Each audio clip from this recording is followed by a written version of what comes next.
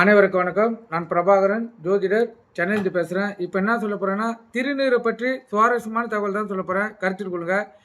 இது முன்னோர்களுடைய கருத்து. அதை நான் உங்களுக்கு தெரிவிக்கிறேன். கோவில் இறைவனை தரிசித்த பிறகு பெரியவர்களும் அதாவது பூசாரியும் அவங்களுடைய கோயிலில் பார்த்துட்டு வரக்குள்ள அவர்கள் விபூதி வழங்கி நம்மளை ஆசீர்வதிப்பாங்க. இது காலங்காலமாக நடைமுறையில் இருக்கும் ஒரு வழக்கம்.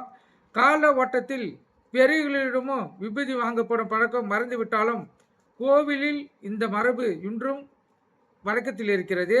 இந்த விபூதியானது அதனை அணிந்து கொள்வர்களை தீய வினையிலிருந்து காப்பாற்றவும் கவசமாக இருப்பதுடன் செல்வத்தையும் தருகிறது என்பது ஒரு நம்பிக்கை.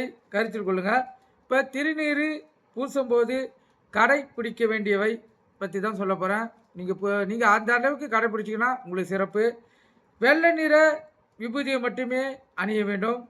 முகத்தை அண்ணாந்து வைத்து நிலத்தில் சிந்தாமல் நடு 3 விரல்களால் நெற்றியில் நிறைய பூச வேண்டும். வடக்கு கிழக்கு முகமாக நின்றுதான் திருநீரை பூச வேண்டும். நடந்து கொண்டோ படுத்து கொண்டோ பூசக்கூடாது. ஆச்சாரியார், சிவனடியார் இவர்களிடம் விபூதி பெறும்போது அவர்களை வணங்கி பெறுதல் சிறப்பு. தலையை கவித்தும் நடுங்கிக் கொண்டும் வாயை திறந்து கொண்டும் பேசிக்கொண்டும் திருநீர் பூசக்கூடாது. விபூதி வைத்திருக்கும் கலையத்தை கவித்து வைக்கக்கூடாது. கோயில் விபூதி பிரசாதம் வாங்கும்போது இடது கையை கீழே வைத்து வலது கையை மட்டுமே வைத்து வாங்க வேண்டும். வாங்கிய விபூதியை ஒரு தாளில் இட்டு நெற்றில் இட்டு கொள்ள வேண்டும். இடது கை விரலால் நெற்றியில் விபூதி இடக்கூடாது. இடது கையில் கொட்டியும் எடுத்து விபூதி இடக்கூடாது. ஒருவர் திருநீர் தருகிறார் என்றால் வாங்க மறுக்கக்கூடாது. ஆலயங்களில் வாங்கிய திருநீற்றை தூண்களிலும் சிற்பங்களிலும் போட்டுவிட்டு வருவது ஆலயம் செல்வதை விட கொடிய பாவ செயலாகும். கருத்தில் கொள்ளுங்க. ஏன்னா இப்போ நிறையா பேர் திருநீர் வாங்கிட்டு அவங்க விட்டுன்னு அங்கே கொட்டிட்டு வராங்க. அது மிகப்பெரிய பாவம், தோஷத்தை ஏற்படுத்தும். அது எதனால நம்ம கோயிலுக்கெல்லாம் போகிறோம்? நம்மளுக்கு ஏண்டா இது கோயில் இறைவன் நம்மளுக்கு அருள் புரியன்னு நினைக்கக்கூடாது. திருநூறு வாங்கினா அதை நீங்கள் பத்திரப்படுத்தி வீட்டுக்கு தான் எடுத்துன்னு வரணும்.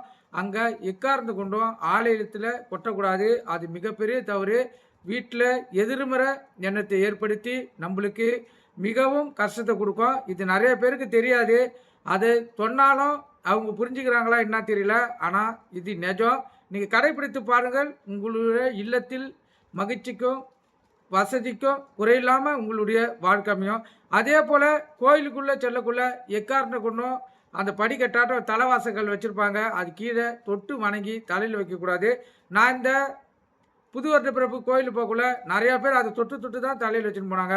எனக்கு தெரிஞ்சு மட்டும் ஒரு 5 பேர்கிட்ட சொன்னேன், அவ்வளோதான். அதில் ஒருத்தவங்க சொன்னாங்க, எங்களுக்கு தெரியாதுங்க, எனக்கு தெரிஞ்சு தான் தொட மாட்டேங்கன்னாங்க. அதனால தான் இந்த திருப்பி நான் அதை சொல்கிறேன், கருத்தில் கொள்ளுங்க. ஆலயத்துக்கு செல்லக்குள்ளே அந்த வாசப்படி படிக்கட்டு போலே இருக்கும். அதாவது தலை வாசகளில் நம்ம கீழே வாசக்கால் பதிக்கிறா போலே இருக்கும். அந்த கல்லை இல்லை கட்டையோ எதுவாக இருந்தாலும் அது தொட்டு தலையில் வைக்கக்கூடாது. நல்லா கவனத்தில் கொள்ளுங்க.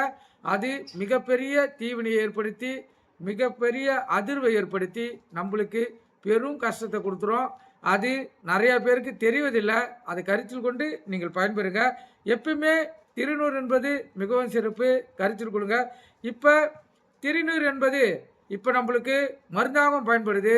அதாவது எப்படின்னு பார்த்தீங்கன்னா, நம்மளுக்கு தலை பாரமாகி தலை மிகவும் அதிகமாக வலிச்சிச்சுன்னா நீங்கள் திருநூறை தண்ணியில் கலந்து அதாவது பேஸ்ட் போல் ஆக்கி நெத்தியில் 10 போட்டிங்கன்னா உங்களுக்கு அந்தவுடைய நீரின் தன்மையை அந்த திருநூறு வளைத்து உங்களுக்கு மிகவும் அந்த தலைவலியை உடனே எடுத்துடும். கருத்தில் கொள்ளுங்க. திருநூறுக்கு அந்த மகிமை இருக்குது. நீங்கள் இதை நன்கு தெரிஞ்சு பயன்படுத்தி கொள்ளுங்க. அதே போல் திருநூறை புருவ மத்தியில் திருநூறு பூசினால் ஞானத்தை ஈர்த்து கொள்ளும். கருத்தில் கொள்ளுங்க. தொண்டைக்குழியில் திருநூறு பூசினால் நமது சக்தியை அதிகரித்து கொள்ளலாம். நெஞ்சுக்கு நடுவில் மையப்பகுதியில் திருநூறு பூசினால் தெய்வீக அன்பை பெறலாம். இறைவனுடைய அருளை பெறுவதற்கு மிகவும் திருநூறு துணை புரிகிறது. திருநூறை அனைவரும் கோயில்களில் சென்று பெற்றோம். நீங்கள் வீட்டில் அதிகமாக திருநூறை உபயோகப்படுத்தினீங்கன்னா உங்கள் வீட்டில் மங்களத்துக்கு குறை இருக்காது, செல்வத்துக்கும் குறை இருக்காது, மகிழ்ச்சிக்கும் குறை இருக்காது. கருத்தில் கொண்டு பயன்பெறுக. நன்றி, வணக்கம். இந்த பதிவு உங்களுக்கு எந்த அளவுக்கு பிடிச்சதுன்னு லைக் பண்ணுங்கள், ஷேர் பண்ணுங்கள், கமெண்ட் பண்ணுங்கள். நம்ம சேனலை சப்ஸ்கிரைப் பண்ணாதவங்க சப்ஸ்கிரைப் பண்ணுங்கள். எனக்கு தெரிஞ்ச கருத்துக்களை உங்களுக்கு நான் தெரிவிப்பேன். நன்றி, வணக்கம்.